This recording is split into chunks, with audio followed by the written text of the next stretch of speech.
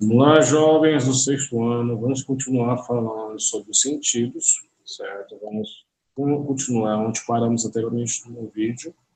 Vamos falar sobre visão, certo? Sentido esse que é ligado ao órgão da visão, o olho.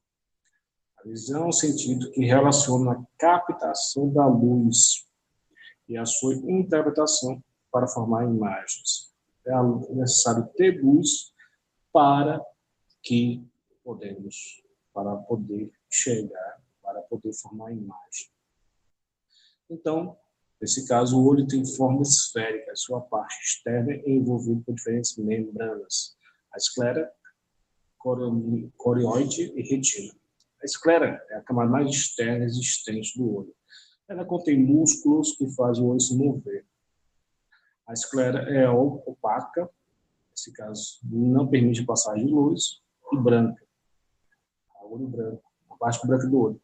Sempre popularmente conhecido como branco dos olhos. Certo? Na parte frontal e central do olho, a esclera possui uma porção transparente chamada córnea. Coriode é membrana intermediária em uma parte frontal e a coriode forma a íris. É a parte colorida do olho, a coriode. A coloração do olho deve ser a presença de pigmentos, dependendo da quantidade e resultante nas diferentes cores. No centro da íris há uma abertura chamada pupila, e a íris aumenta e diminui o tamanho da pupila, dependendo da quantidade de luz. Certo? A retina é a camada mais interna do olho. Né? Ela localiza as células refletoras da luz, que geram impulsos nervosos para formar a imagem. Certo? O nervo óptico, nesse caso, que transmite o impulso nervoso. A lente se localiza atrás da íris e da foco da imagem. O humor aquoso é o líquido que preenche o espaço entre a córnea e a lente. E o humor vítreo é o líquido viscoso que preenche o espaço atrás da lente. Então, temos aqui o olho humano, temos a parte do humor aquoso, temos a pupila, temos a íris, esse músculo que aumenta e diminui a quantidade de luz, a lente, temos a córnea, certo?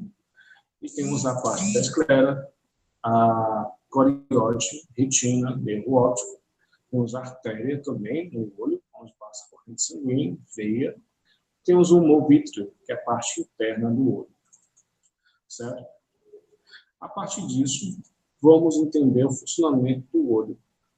Nesse caso, o funcionamento da visão humana é um processo complexo, de maneira simplificada, percebemos a imagem porque os raios luminosos atingem a retina e estimulam os receptores nela presentes. Certo? Vamos rever isso, certo? Da forma que nós poderemos ver através de exemplos que vimos nas últimas aulas, certo? Vamos ver com maiores detalhes o olho humano.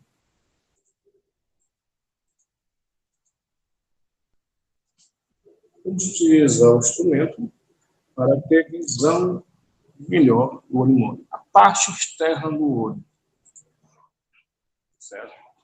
Foi descrito anteriormente, temos o quê? Temos os cílios, temos a sobrancelha, temos a conjuntiva, certo? Conjuntiva, a parte branca do olho, temos a íris, a pupila, certo? Do olho. A parte interna do olho, temos a imagem que vimos anteriormente, certo? Córnea, íris, esclera, coroide, retina, fóvea, cristalino e nervo óptico, certo? No caso aqui, o olho possui várias camadas, certo? 2. Vamos ver o seguinte, a relação à formação da imagem. A imagem, a luz, ela tem que passar pelo olho, no caso aqui, a imagem forma no fundo da retina, aonde a imagem é invertida, e essa imagem invertida ela vai pelo nervo óptico, aonde chega ao cérebro, onde ela será codificada. Nesse caso, ela deixa de ser invertida e se torna normal. o procedimento da formação da imagem no cérebro. Voltando para o livro, certo? Só um momento, por gentileza.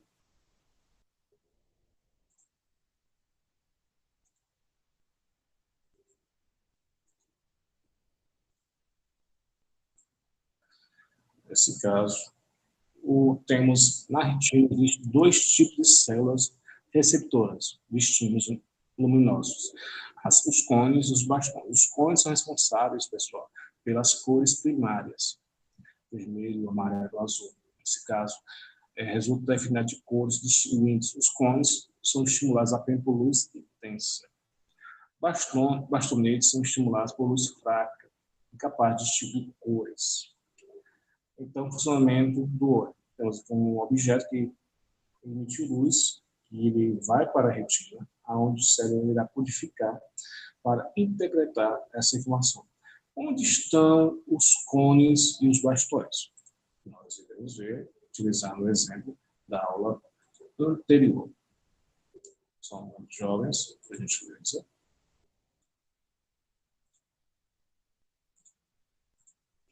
Aqui, vocês vão ver na imagem, a parte da retina, um pedaço dela, nós iremos distinguir o seguinte: temos os bastões, certo?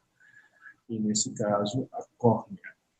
Nesse caso aqui, temos os nervos ópticos, onde os bastões irão capturar essa imagem, certo? E os cones irão interpretar essas informações, certo? Cones esses que interpretam luz primária, azul, vermelho e verde, e, nesse caso, irão variar e distinguir. O que acontece com as pessoas daltônicas? Elas não têm os cones provavelmente ficaram atrofiados, e elas conseguem somente chegar sem cores, certo? Porque quem vai interpretar a imagem são os bastões. Ok, jovens? Sim, existem pessoas que têm um chamado síndrome daltonismo, que é uma síndrome genética adquirida, certo? Ao nascer, pessoas que não têm capacidade de distinguir cores. Então, por isso que é chamado daltônicas. E em homenagem ao cientista e médico que descobriu essa síndrome genética, certo? Transmitida somente de pai para filho, ou mãe para os filhos, dependendo de quem é o portador dessa síndrome genética. Vamos falar da audição, certo? A audição, o órgão da audição é o ouvido, certo? Então, vamos entender a audição através da estrutura e o funcionamento da orelha, certo? Nesse caso, a orelha é um órgão relacionado tanto à audição como ao equilíbrio do corpo, porque as pessoas que têm labirintite têm inflamação na orelha, certo? Ela é composta de três partes da orelha: a orelha externa, a orelha média e a orelha interna. A orelha externa é formada pelo pavilhão auricular, pelo manto acústico externo, certo? A orelha média é composta por membranas tipânicas, a conjunto de três ossículos, pequenos ossos que entram no ouvido, e a tuba auditiva. E a orelha interna é formada por canais semicirculares, chamados de tubos pediculares, e líquidos internamente, pela poeta. Então, temos aqui a estrutura da orelha humana. Temos a parte externa da orelha, temos a parte média da orelha, temos a parte interna da orelha, certo? Aqui temos a tímpano, temos aqui os ossos da orelha, e aqui a parte dos nervos, nesse caso, tecidos nervosos, onde a informação do som era repassada ao cérebro, aonde ela irá intensificar, certo? Nós vimos isso também no exemplo da aula anterior sobre a audição, certo? São mais jovens. Vou mostrar aqui na tela de vocês a relação da audição. Aqui, certo? Aparece a imagem, as estruturas da orelha. Temos a parte da orelha externa, Temos a orelha média e a orelha interna, certo? Complexo nossa audição, certo? Então, nesse caso, podemos ver também como o som é transmitido. Através de ondas sonoras, o som é uma energia que não tem massa, porque é matéria. Nesse caso, não é perceptível, é invisível. E, nesse caso, aonde é percebido? Através das membranas auditivas, que nós iremos ver agora no livro, certo?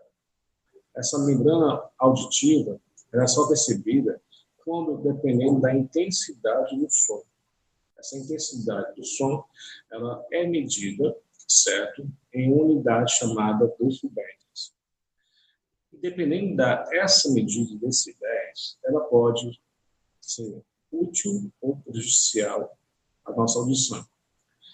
Por exemplo, temos medida de decibéis, dependendo do nível do som. Sussurro. Você fala baixinho no ouvido, 20 decibéis. Conversa entre duas pessoas, 60 decibéis. Tráfego urbano, o trânsito na rua, 85 decibéis. Show qualquer, 115 decibéis. Turbina de um avião, 140 decibéis. Infelizmente, nós estamos numa geração, que são vocês, que vai intensificar a quantidade de pessoas surdas. Por que surdas? Porque as pessoas atualmente, jovens como vocês, estão expostos a sons muito intensos, como fones de ouvidos. Vocês sabem que o fone de ouvido é prejudicial quando é utilizado por longos períodos? Sim. Porque um fone de ouvido ele pode acumular nível de som 120 decibéis. Isso pode maior que um show de rock, um pouco menor que uma turbina, que é o motor de um avião. Se você usar prolongadamente fone de ouvido, você vai chegar antes da velhice já surdo. Por quê? Porque, jovens, a intensidade do som ela destrói os nervos do seu ouvido. Os nervos ópticos que você nasceu não é reposto. Esses nervos ópticos, pessoal, como os neurônios, não são repostos. Então, você vai perdendo. E essa perda é irreversível. Certo? Então, jovens, tenham cuidado com não usar fone de ouvido por longos períodos. Certo? Tem pessoas que passam o dia todo, mas não é correto. Em média, você pode usar 10 minutos ou 30 minutos. Então, tenham cuidado. Nós iremos agora falar dos dois sistemas que auxiliam na locomoção das pessoas. Vamos falar primeiramente do sistema esquelético. Certo? Sistema esquelético, e nós iremos falar daqui a pouco a outra parte do vídeo. Então, aguardem, jovens.